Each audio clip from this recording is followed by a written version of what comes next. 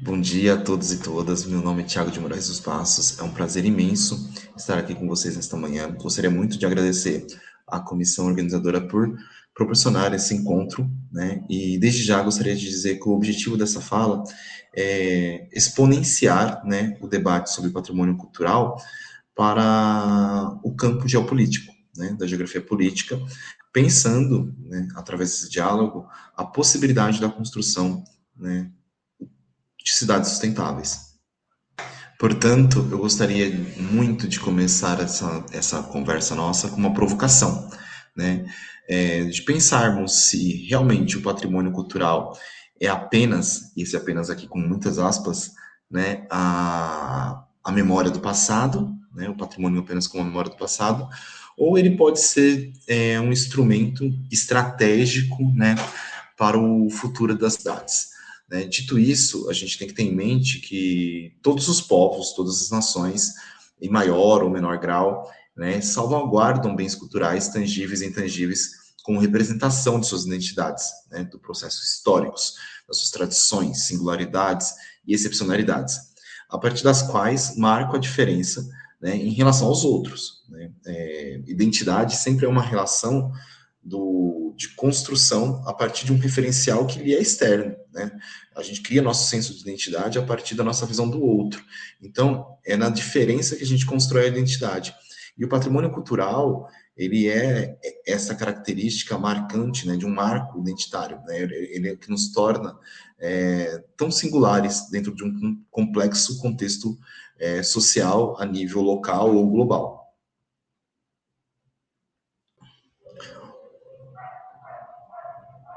O professor Upiano, né, ele costuma dizer que o patrimônio ele tem vários usos.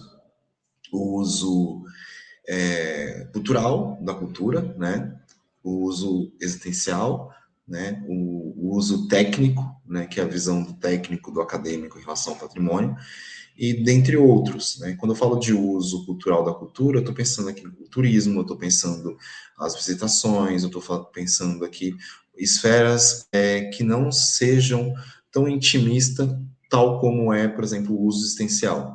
Né? O uso existencial é aquilo que faz do patrimônio é, ser substancial para aquele que vive o patrimônio cultural.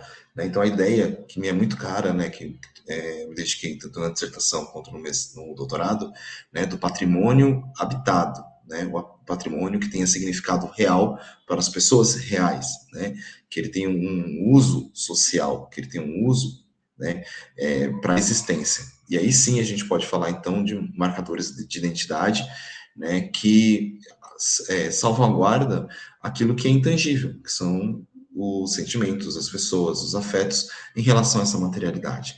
Então, dito isso, uma igreja não é apenas um amontoado de pedras, telhados, retábulos, imagens, né? Uma praça histórica, um paço, um museu, um palácio, uma estação de trem, um monumento, né? Não são apenas espaços funcionais para o uso dos citadinos, né? Eles representam a nação para si mesma, né? É o nosso reflexo enquanto nação, né? E não só para nós, né? Também para os nossos vizinhos e para os nossos visitantes, né? Então, o patrimônio, ele é um reflexo de um povo, e isso cabe dizer aqui que é imbuído de contradições, de tensionamento, né? O patrimônio é um campo em disputa. Há narrativas em disputas em torno dos patrimônios culturais, sejam eles tangíveis ou intangíveis, né? E essa é uma outra conotação política, né, do patrimônio. Né? As narrativas elas são constantemente ressignificadas, reivindicadas, e esse é um ponto crucial para a gente introduzir, né, esse assunto. Quando eu digo que o patrimônio ele tem um potencial para soft power, se faz necessário eu explicar o que seria esse soft power. Né? Quando a gente pensa geopolítica, a gente pensa poder, né? A geopolítica, ou a geografia política, pensa a territorialização do poder. E o poder, ele se manifesta de diversas formas, né? É um conceito que não cabe definições, né? Ele é um conceito que está sempre em movimento, amorfo, né? Depende muito de como que está sendo colocado. Na geopolítica, a gente pensa o poder em pelo menos três esferas, né? O hard power, né, que seria o poder clássico, né, da coerção, da força, da sanção, né, seriam as guerras, bloqueios econômicos, esse é o hard power, né? O smart power seria o poder da diplomacia, né, do diálogo, da construção, de intervenção, né, ou intermediação. Esse seria o smart power. O soft power, ele é o poder da cultura, né, da influência cultural de um povo sobre o outro, né, de trocas culturais também. Então, quando eu penso soft power, enquanto brasileiro, eu posso me remeter às influências, principalmente norte-americanas, na nossa música, na língua, na necessidade de se aprender inglês, das vestimentas, do rock. Hoje, atualmente, né, os sul-coreanos têm exportado muito soft power, né, então há um consumo muito grande da cultura sul-coreana através da música, de séries televisivas, né? Então, soft power, ele é o poder da cultura, dessa influência, né? Ele é uma ideia que atravessa fronteiras, né? Então, isso seria o soft power, né? E o patrimônio, ele é, na sua essência, um grande vetor de soft power, né? Quando eu penso, por exemplo, o Cristo Redentor no Rio de Janeiro, né? É uma imagem que reverbera no imaginário do mundo, né? Quando eu penso as pirâmides do Egito, quando eu penso Brasília, né? Então, são marcadores culturais muito fortes que atravessam esses territórios e têm um poder muito grande de influência, né? Então, é nesse sentido que a gente está tentando aqui delinear a nossa. Então, quando eu penso o patrimônio cultural, né, eu preciso primeiramente conceitualizá-lo, né? Então, se já entendemos o que é soft power, vamos entender então o que é patrimônio cultural, né? O conceito de patrimônio cultural ele foi profundamente ampliado ao longo do século XX, especificamente, né, e especialmente a partir das diretrizes da ONU, né, e da Unesco. Hoje ele vai então abranger, né, não apenas os bens materiais, né, com os edifícios e as paisagens, mas também práticas, saberes, identidades, né. Segundo Choi, né, o patrimônio ele é uma construção social, resultado de escolhas políticas e culturais, né, sobre o que deve ser tombado, lembrado, né, já no campo da sustentabilidade, a noção de patrimônio cultural, de cidade sustentável, envolve, então, o equilíbrio, né, entre três dimensões fundamentais, que seria a ambiental, né, a econômica e a sociocultural, né? Alguns autores recentemente, né, Sachs principalmente, reforça que não há sustentabilidade sem valorização das culturas, né? E principalmente das culturas locais. Assim, o patrimônio e a sustentabilidade não são campos separados, né? São profundamente independentes e interdependentes, né? Há uma independência no ponto de vista, né, da setorização, né, do conhecimento, né, como a gente faz, mas eles são interdependentes do ponto de vista estratégico, né? E a geopolítica do patrimônio cultural, então, né, pensando então esse soft power, ele entra num eixo central de discussão, né? Quando a gente pensa aqui, então, a geopolítica tradicionalmente, né, como sendo analisada, análise das relações de poder no território, quando ampliado ao patrimônio cultural, ela nos permite compreender, então, que os bens, né, patrimoniais permite que nós utilizemos eles de maneira a serviço do Estado, né? Então, o Estado, enquanto nação, ele tem esse poder, né, e essa vocação de pensar o seu patrimônio de maneira estratégica. Isso historicamente sempre ocorreu, né? Quando a gente pensa no patrimônio cultural, a gente sempre está pensando, né, na institucionalização de uma memória. Né? O patrimônio ele só é reconhecido em duas dimensões, né, da vivência daquelas pessoas. Eu posso, enquanto um grupo, né, ter um lago que para mim é sagrado, uma montanha que para mim é sagrada, um rio que para mim é sagrado, e o Estado não reconhecer. Isso ocorre muito, né? Mas há um sentimento de pertencimento de um grupo com aquela paisagem, ou aquela materialidade, ou aquela expressão da cultura imaterial. O Estado, ao definir o que é e o que não é passível de ser preservado, tombado, né, salvaguardado, está fazendo uma escolha que ela também é política, né? Então, esse é um ponto importante que a gente não pode perder de vista, né? Então, são essas duas dimensões que existem, né? O patrimônio, ele pode ser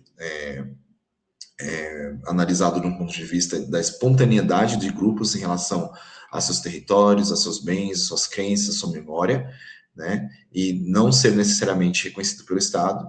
E o Estado, ele pode reconhecer e vai reconhecer alguns bens patrimoniais que ele julga ter valor. Daí a ideia de que sempre, quando o Estado tomba um bem, quando ele salvaguarda um bem, ele está fazendo uma escolha já pensando em vistas, né, de visibilidade da sua identidade enquanto nação.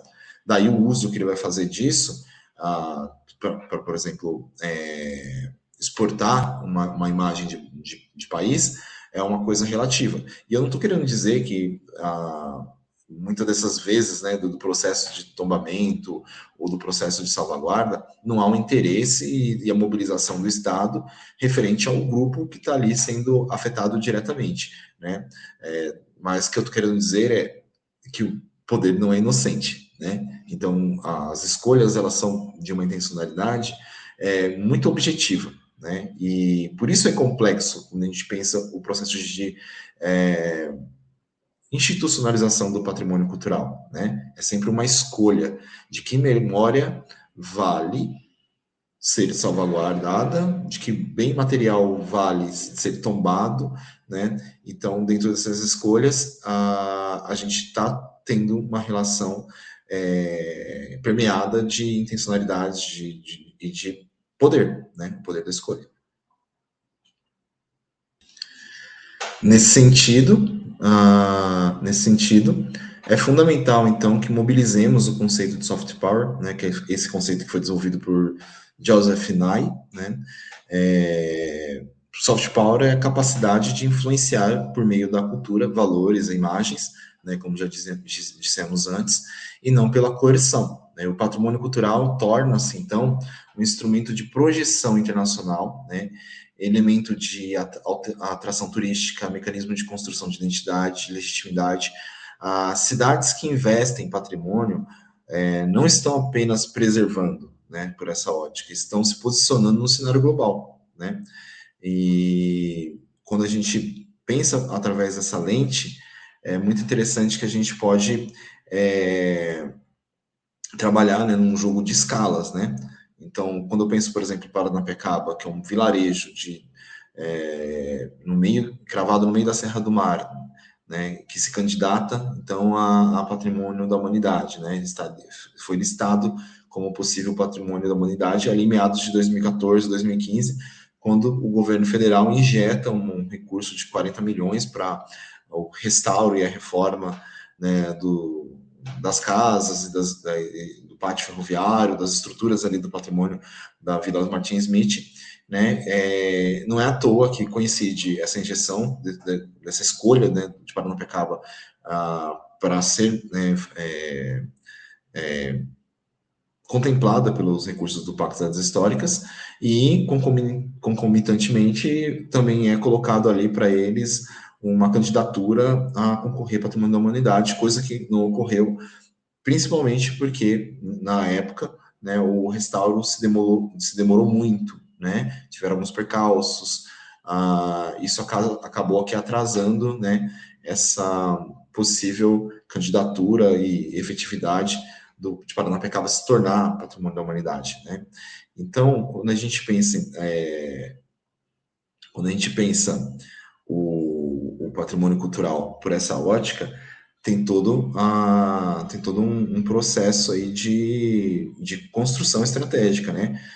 O Pacto das Históricas, ele contemplou inúmeras cidades históricas no Brasil naquele período, e tinha uma intencionalidade de fomentar a cultura local, né, o desenvolvimento local, né, valorizando o patrimônio, né, e através, principalmente, do discurso do turismo, né. Não vou entrar aqui na seara de pensar o turismo, o patrimônio cultural, porque isso já é uma outra conversa, né, carregada de problemáticas, né, mas quando feito de maneira adequada, o turismo sim acaba contemplando as necessidades da população local, né. E Paranapiacaba naquele período teve uma efervescência midiática, né, todos os olhares estavam para a Vila de Paranapiacaba, principalmente aqui no estado de São Paulo, né, porque essa capacidade de se tornar um patrimônio da humanidade revigorou os ânimos dos políticos locais, né, do Estado e mesmo do Brasil, né, naquele período. E, dito isso, né, aqui a gente tem uma imagem que eu trouxe para vocês de alguns dos patrimônios da humanidade, né, brasileiros. Né? Temos, então,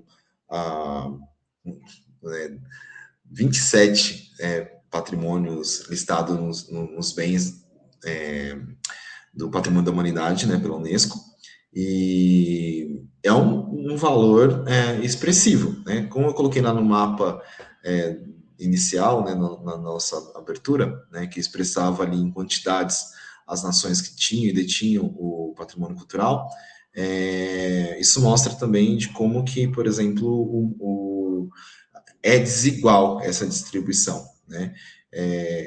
Logo a gente vai rever esse mapa, né, e a gente vai discutir um pouquinho sobre ele, mas aqui na imagem que a gente vê a diversidade de sítios urbanos, né, que a gente tem aqui no Brasil, que foram tombados, né, escolhi principalmente os que são cidades por uma obviedade, né, que a gente está discutindo cidades sustentáveis, mas a gente vê aí Brasília, né, com uma foto maravilhosa, vista de cima, né,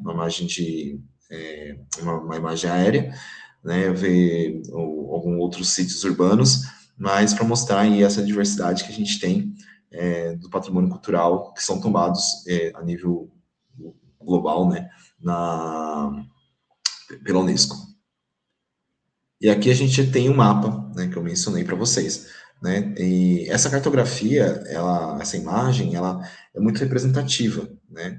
Principalmente que ela não carrega algumas surpresas, né?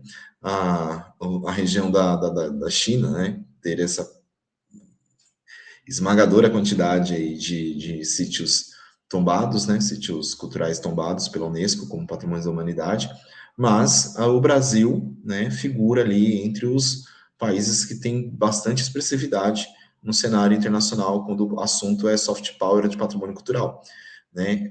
Em contraste, por exemplo, do continente africano, né? Que a gente vê que há uma certa timidez, no número de bens tombados, o que, né, não quer dizer que não haja, retomando aquela conversa nossa, né? Não creio eu que um continente da pluralidade cultural, que é o continente africano, não tenha possíveis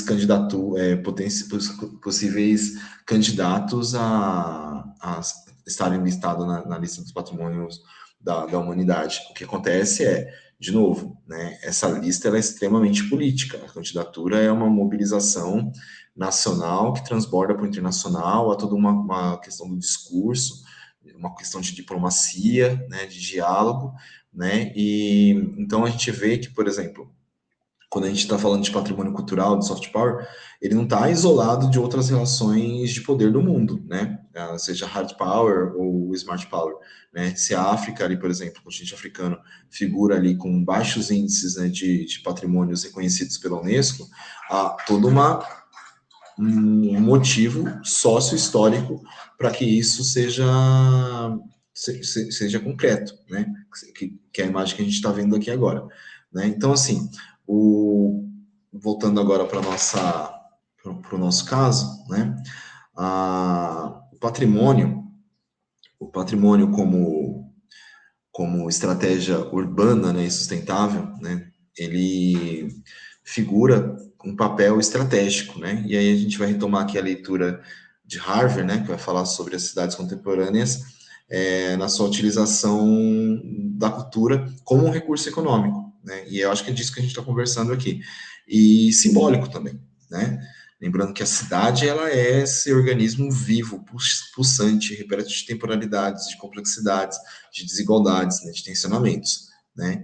E isso se expressa principalmente em requalificação de áreas históricas, né, que eu acabei citando aqui o Paranapiacaba, né, como um sítio urbano que estava dentro desse cenário de política pública, né, a nível federal, né, de requalificação, de restauro, no caso, né, e de revitalização em alguns outros casos, né, mas sempre é muito claro para mim que no Brasil, pelo menos, sempre quando a gente está falando de requalificação, de restauro, de reforma, de sítios urbanos, a gente está sempre falando pelo vetor econômico. Então, a preservação cultural no Brasil, ela, para sair do papel, ela tem sempre a carga econômica, né, e como um ativo político, né. Então, e o turismo, ele vem sendo é, é, o turismo enquanto conceito, enquanto ciência, enquanto potencialidade econômica, tem sido essa encarnação da movimentação de recursos para a proteção desses bens culturais. Então, assim, a justificativa sempre eu vou restaurar, vou reformar, vou requalificar esse sítio urbano em vistas de futuramente ter alguma rentabilidade, né? E, de novo, não estou excluindo as outras relações, né, que estão por detrás de uma política pública que tem que ter uma vocação, inclusive, né, se espera de pensar na população local e no desenvolvimento humano local, né? Mas que a gente sabe, novamente, que as intencionalidades, elas sempre tendem na balança para o lado econômico, né? Então, agora já indo mais especificamente aí para a Vila de Paranapiacaba, é uma vila que, não sei se é de conhecimento de todos, né, um patrimônio cultural aqui nosso de São Paulo, é uma vila histórica, surge ali no século XIX, e ela surge principalmente já num cenário de articulação geopolítica brasileira, né, a gente fala da geopolítica imperial, né, foi motivada aí pelo Barão de Mauá, é um projeto pessoal junto ao imperador, de uma articulação com então Inglaterra, né, para a construção de uma ferrovia que ligasse Piaçaguera, a região de Santos, né, dos portos, a o Planalto de São Paulo, né? E a gente está falando aí de uma das maiores obras de engenharia do mundo, né? A São Paulo Highway, que foi a empresa que teve a concessão por um século praticamente, né? Com início ali em 1886 e seu término ali já por volta do final da década de 40, né, quando a gente vai ter o declínio das ferrovias no Brasil, né, muito por conta da política de fomentação de estradas de rodagem, em detrimento de estradas de ferro.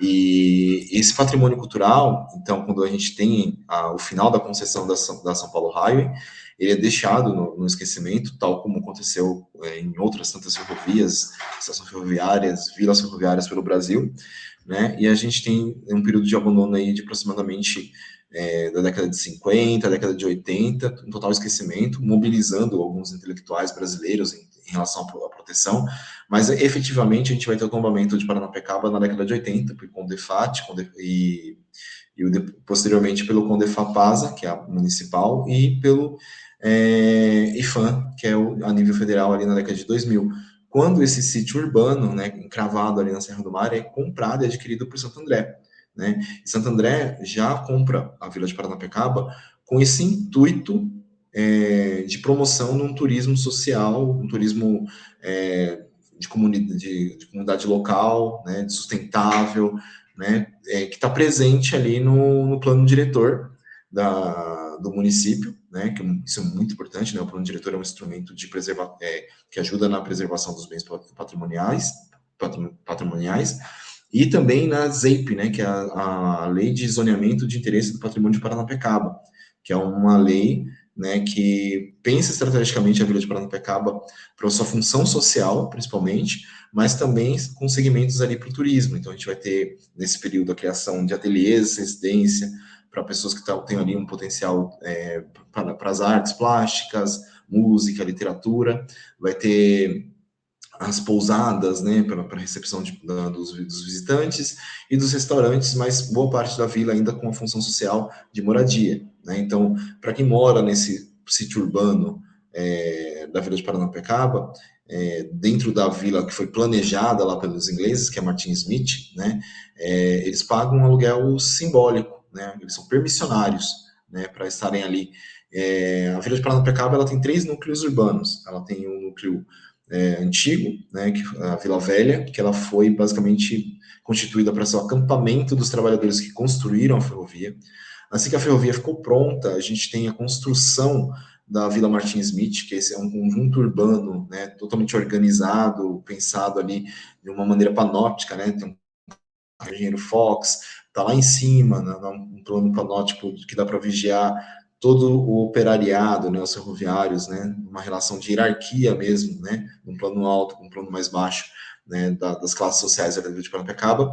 E eu tenho a Vila dos Portugueses, ou Vila dos Aposentados, que é o lugar onde teve uma construção espontânea, né, de casas, mas com um estilo mais voltado ali para o português, né, uma vila que abrigou os comerciantes que chegaram ao local para atender a demanda, né, de subsistência ali dos moradores da Vila de Paranapiacaba. Então, é um patrimônio, vejam bem, muito complexo, né? E quando ele se configura essa compra com planejamento, com um plano diretor, com leis próprias ali de proteção do patrimônio cultural, isso fortalece muito a Vila de Paranapiacaba em detrimento de muitos outros patrimônios no Brasil, né? E quando a gente chega ali em meados de 2013, 2012, 2013, em que o PAC anuncia, né, as cidades que seriam, então, contempladas com esse recurso, foram 40 milhões aí para a Vila de Paranapiacaba, né, essa candidatura se fortalece bastante, né, animando os ânimos ali dos políticos locais, comerciantes, moradores, né, mas também levantando discussões entre os acadêmicos que trabalham ali a questão do patrimônio cultural e sabem o peso que é carregar um título de patrimônio da humanidade, né, e quando eu falo peso é no sentido de preocupações que a gente tem que ter, porque nem toda visibilidade é boa, né, se ela não for bem gerida, ela acaba destruindo um local e descaracterizando totalmente ali a identidade do sítio histórico. E dessa forma, a gente então tem ali a preservação desse conjunto arquitetônico, né, o incentivo ao turismo sustentável, valorização da memória ferroviária de Paranapiacaba, que vai passar a ser, né, projetada como destino turístico cultural, símbolo do patrimônio industrial, né, referência da integração entre natureza e cultura, visto que Paranapiacaba está cravada na Serra do Mar, né, da Mata Atlântica, né, também tem cercado de uma sobreposição de tombamentos, né, porque além do tombamento municipal, estadual e federal da Vila de Paranapiacaba, o Parque Estadual também é um patrimônio, né, do Estado de São Paulo, o Parque da Serra do Mar, também a Reserva da Biosfera da Humanidade, também tem alguns tombamentos a nível municipal das nascentes, né, da represa Billings, que fica ali na Vila de Paranapiacaba. Então, assim, é uma confluência e sobreposição de inúmeros tombamentos, né? E ela opera como um vetor de soft power local, né?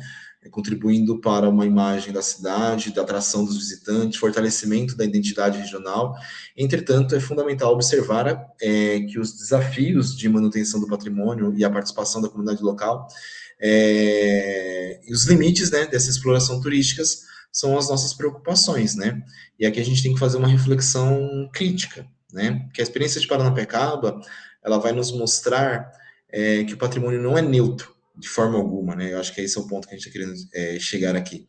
E ele pode ser um instrumento de valorização cultural, mas também de disputas de seletividade. A questão central é quem define, né, o que deve ser preservado e para quem, né? E aí, já caminhando para uma conclusão, né, para a gente fazer o fechamento aqui da nossa conversa,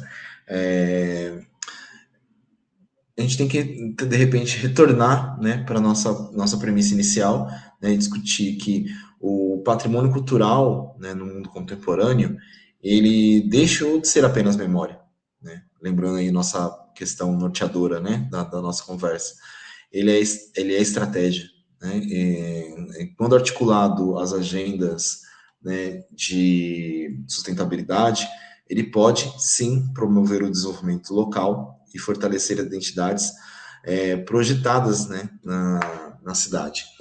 E a nível de cenário global, inclusive, né? Mas isso só é possível se houver um equilíbrio entre preservação, né, participação social, justiça territorial, né? Parapecaba nos oferece, portanto, não apenas um exemplo, né, mas um laboratório vivo para pensar o futuro das cidades, né?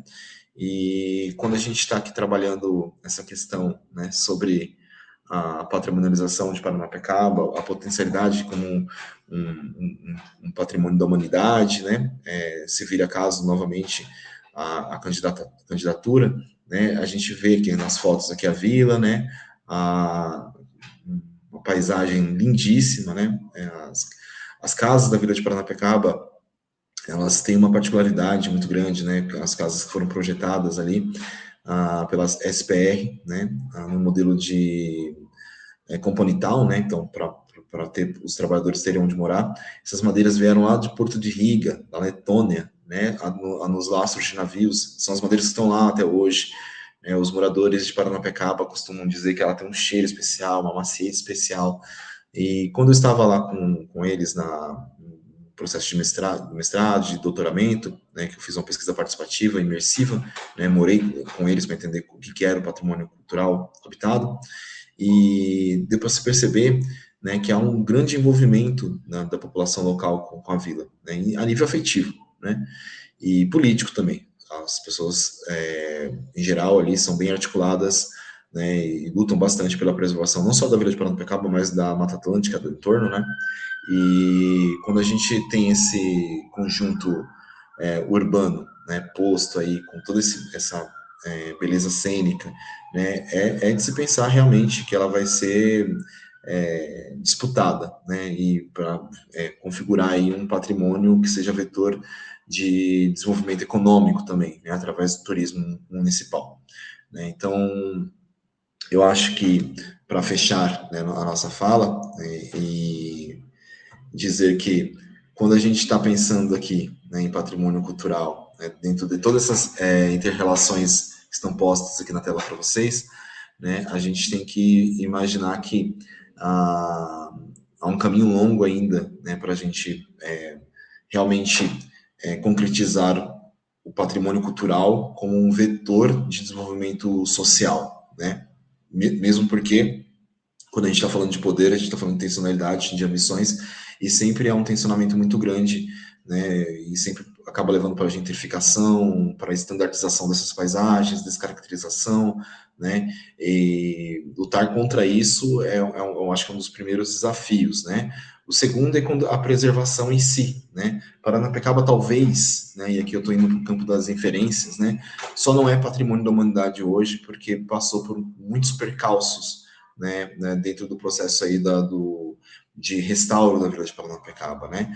Há muitos incidentes, destruição do patrimônio, né, que foram ocorrendo ali, né, mas principalmente um descaso ali de agenda, né, de obras, né, que acontece, a gente sabe que é natural, mas que talvez aí tenha prejudicado a Vila de Paranapiacaba, né? Aqui eu trouxe algumas imagens também, né, da vila, um dia de turismo, né? A vila ela tem uma agenda turística sazonal. A gente tem a Festival do Cambuci, Festival do Inverno, que é o grande forte, né? Lota as vilas.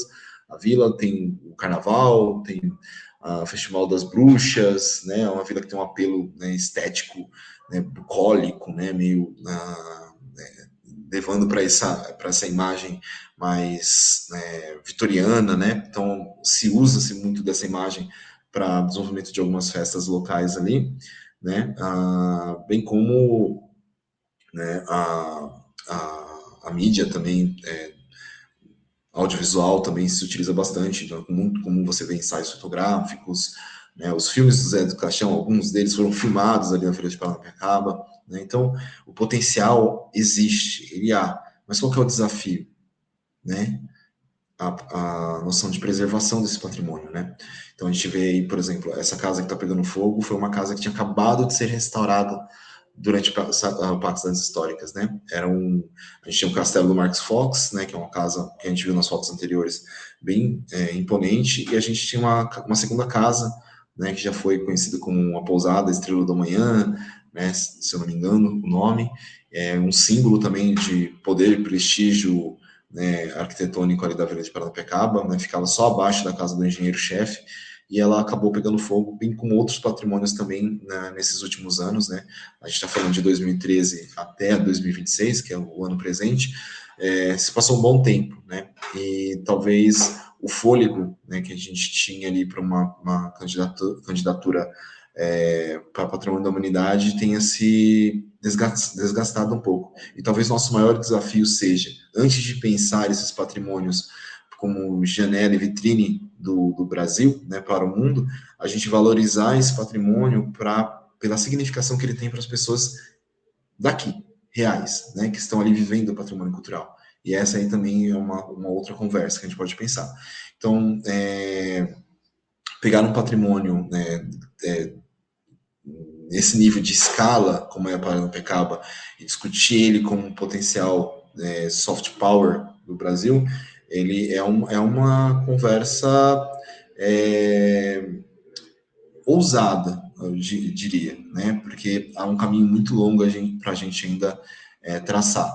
Mas se tem um lugar, né, de São Paulo que tem um potencial de se tornar essa cidade que vislumbramos para o futuro, né, de maneira sustentável, essa vila de Paranapiacaba tem esse potencial. Então, aqui eu abro para vocês, quando puderem, irem à vila, conhecer a vila, né, ou lerem, né, os trabalhos que estão sendo desenvolvidos tanto pela arquitetura, pela engenharia, pela geografia, né, pela Vila de Paranapiacaba, e tomem isso como um pontapé inicial, né, para essa discussão. Então, essa conversa, esse diálogo, né, ele, como eu falei para vocês no começo, ele não se pretendia fechar, né, é uma abertura que a gente fez, ensaística, né, de correlacionar o patrimônio cultural, soft power, junto para pensar as cidades sustentáveis, né?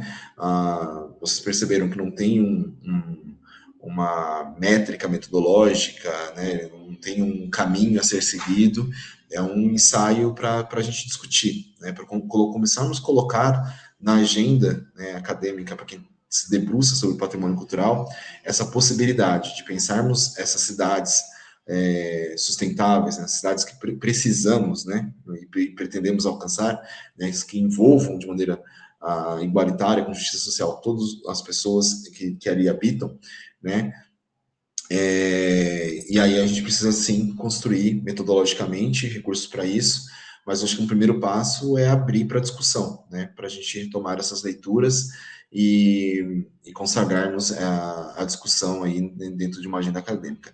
Gostaria novamente de agradecer a paciência de vocês, né, por esses quase 40 minutos aqui de conversa, né, gostaria muito também de poder ter uma troca, né, mais efetiva com vocês, mas me ponho à disposição, tá?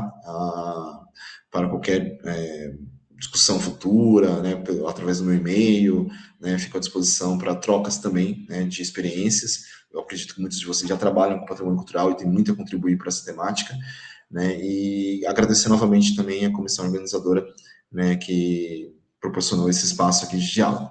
Muito obrigado, até já.